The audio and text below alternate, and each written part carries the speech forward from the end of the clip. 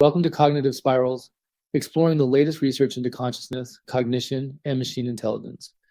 Today, we're diving deep into a fascinating and honestly kind of perplexing paper, The Unreasonable Effectiveness of Reasonless Intermediate Tokens. That title alone is enough to grab your attention, right? Unreasonable effectiveness? It suggests something almost magical happening under the hood of these AI systems. Magical or concerning? I find it a bit unsettling, this idea that we're building these incredibly powerful systems and we don't fully understand why they work. It's like we're driving a car and we only know which buttons to push, but not how the engine actually functions. I think it hints at something deeper. Maybe we're looking at intelligence the wrong way. We assume understanding must come before effectiveness, but maybe there's a path to intelligence where complex behavior emerges from these, what did they call them? Reasonless intermediate tokens. Exactly. So, for our listeners, let's break this down. What are these reasonless intermediate tokens anyway? Basically, they are the internal representations that form inside a deep learning model as it processes information. Like when an image is fed into a neural network, it gets transformed through layers of interconnected nodes, right? These tokens are the activation values, the numbers at each of these layers. Yeah, and the surprising thing is that these individual activations, these tokens, often don't seem to have any easily interpretable meaning on their own. You can't point to one and say, aha, this represents the cat's ear, or this represents the concept of blueness. Right. They are distributed representations. The meaning emerges from the pattern of activation across many of these tokens, not from any single one in isolation. But that doesn't mean they're reasonless, does it? It just means we don't know the reason. Well, reasonless in the sense that they don't correspond to any human understandable concept. But I think the paper's point is that these tokens are crucial to the overall function of the network. The network needs them to perform complex tasks like image recognition or language translation, even if we don't understand what they mean individually. And that's where the unreasonable effectiveness comes in, right?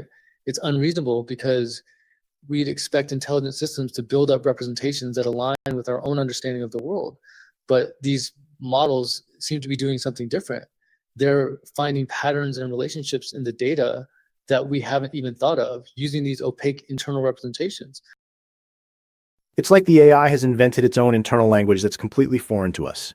And yet, somehow, it allows it to achieve impressive results. Think of Google Translate, for example. It can translate between hundreds of languages, even languages that are very different in structure and vocabulary. And it does this using deep learning models with millions, even billions, of these reasonless tokens. But at what cost? If we don't understand how these models are making decisions, how can we trust them? Imagine using such a model in a critical application like medical diagnosis. If it makes a wrong diagnosis and we can't trace back the reasoning, how can we learn from that mistake and prevent it from happening again? I think the concern is valid. But I also think we're being a bit anthropocentric here. We're assuming that intelligence must be understandable to us. Maybe there are forms of intelligence that operate in ways that are fundamentally different from human cognition. Maybe these reasonless tokens are part of that. That's an interesting point. It's almost like we're encountering an alien intelligence, one that thinks in ways we can't fully grasp. And it raises some deep philosophical questions about the nature of understanding itself. What does it even mean to understand something? I think it means being able to predict the outcome of actions and explain why those outcomes occur. And while we may not be able to fully understand the internal workings of these deep learning models, we can still test their predictions and evaluate their explanations, even if those explanations are based on statistical correlations rather than causal relationships. But statistical correlations can be misleading. They don't necessarily imply causation.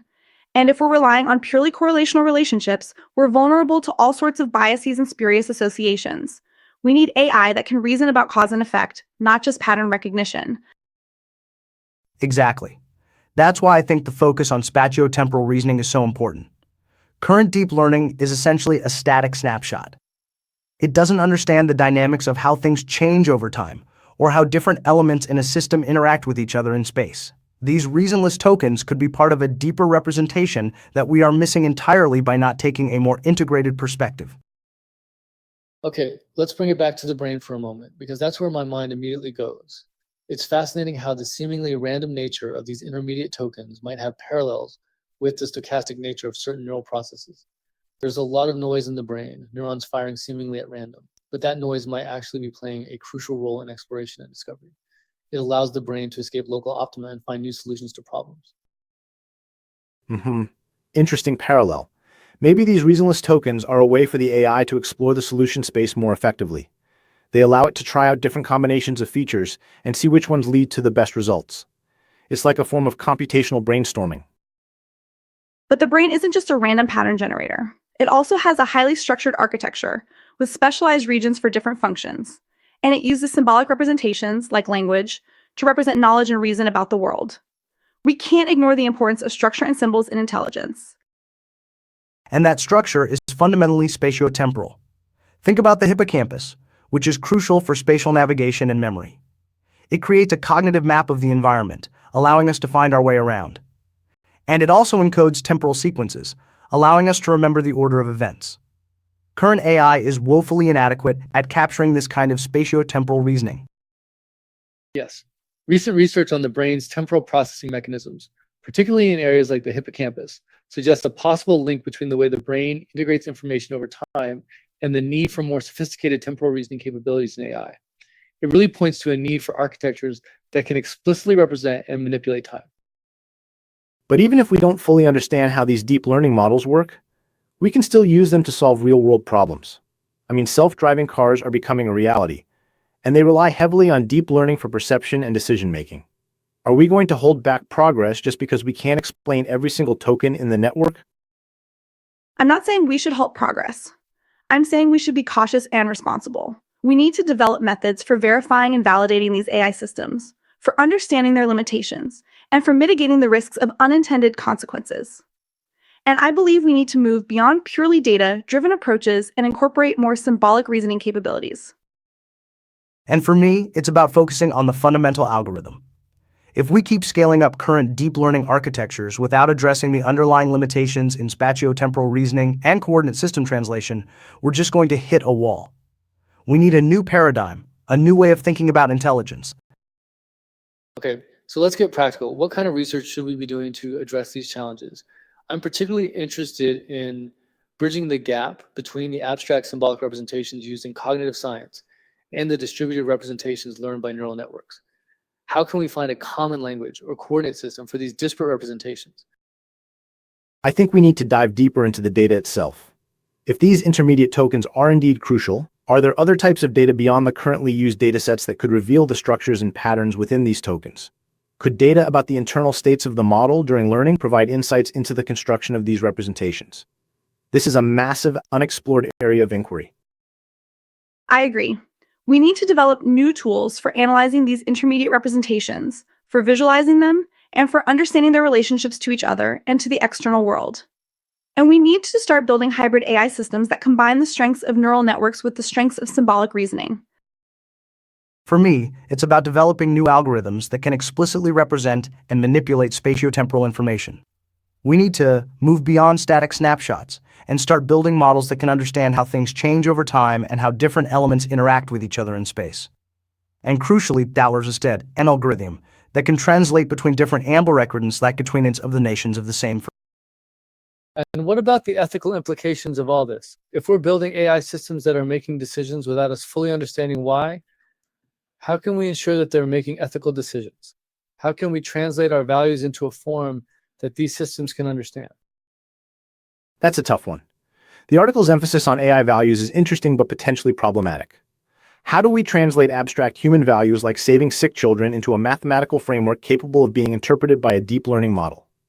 Without a precise method for embedding human values within the algorithm, the very claim of a system's ability to prioritize those values becomes questionable. I think we need to focus on building AI systems that can reason symbolically about ethics, not just statistically. We need to develop algorithms based on formal ethical theories, not just training on case studies. It might seem a little cold, but we need AI to be able to understand the why behind the ethical rules, not just the what. And again, a spatiotemporal framework could be key. It seems like the ability to understand the when and where of a situation and the broader social context would be critical in forming a well-rounded ethical understanding, beyond just a data set of cases. Current deep learning is easily gamed with edge cases. It needs a richer, more nuanced understanding of the real world. Yeah, if we can translate neuroscientific findings about human value prioritization into a formal representation Within an AI, this could mitigate the risk of algorithmic biases. This approach, based in a neurosymbolic AI framework, could offer an avenue to build AI that embodies more nuanced ethical considerations. But it all boils down to how the human brain itself prioritizes in situations of extreme urgency. We need to develop computational models that reflect the complex interplay of emotional and rational processes within the human brain, mapping specific neural pathways related to empathy, compassion, and decision-making under pressure. It's a fascinating dilemma. The current paradigm of more data, better AI might not be sufficient for these kinds of crucial ethical decisions. I wonder if the problem is less about the volume of data and more about the quality and representation of the relevant information. Perhaps the real breakthrough lies in how we structure the information for these models, not just in feeding them more. Exactly. How could we design a neurosymbolic algorithm that could integrate complex contextual information, including emotional factors and ethical frameworks, to guide decisions? That's the key question, I think. And how can we ensure that the different coordinate systems, the numerical representation of disease severity, the child's family situation, their hopes and dreams, are properly translated and weighted by the algorithm? If the core algorithm can't effectively translate between these different perspectives, then its decision-making could be profoundly flawed, no matter how much data it crunches. I think a good starting point is to look at the adversarial examples in deep learning. These are inputs that are specifically designed to fool the network, causing it to make incorrect classifications. By studying these examples, we can gain insights into the weaknesses of the network's internal representations and develop methods for making them more robust. And maybe start to understand the black box itself, understand the limitations and the strengths of those reasonless tokens. Yes, and understanding how these networks generalize, or fail to generalize, to new situations is crucial. We need to develop benchmarks that test the ability of these models to reason about cause and effect, to handle uncertainty, and to make ethical decisions. It is much more than a litmus test that we should be aiming for. Another crucial area of research is explainable AI ZAC. We need to develop methods for making the decisions of these AI systems more transparent and understandable to humans. This includes developing techniques for visualizing the internal representations of the network, for identifying the features that are most important for a given decision, and for generating explanations that justify the network's choices. And don't forget about the hardware. Current deep learning models are incredibly computationally expensive. We need to develop new hardware architectures that are specifically designed for spatiotemporal reasoning and coordinate system translation. Neuromorphic computing, which mimics the structure and function of the brain, might be a promising direction. Absolutely. I think the unreasonable effectiveness of reasonless intermediate tokens is a wake-up call. It highlights the incredible power of deep learning, but also its limitations. It challenges us to think more deeply about the nature of intelligence and to explore new approaches to building truly intelligent machines. It's a powerful paper and definitely worth the read. Yeah, it's a paradox, isn't it?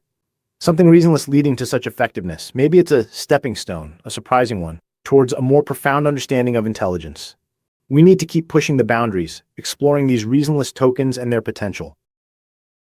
I agree. It's a reminder that we need to be critical and cautious, but also open-minded and curious. The path to AGI is likely to be full of surprises, and we need to be prepared to adapt our thinking as we learn more. And for me, it's a call to action. Let's stop just throwing more data at the problem and start thinking more deeply about the fundamental algorithms that underlie intelligence. Let's focus on spatiotemporal reasoning, coordinate system translation, and building AI systems that can truly understand the world around them. Well, that's all the time we have for today. Thanks for joining us on Cognitive Spirals. We hope you found this discussion stimulating and thought-provoking. Until next time, keep exploring.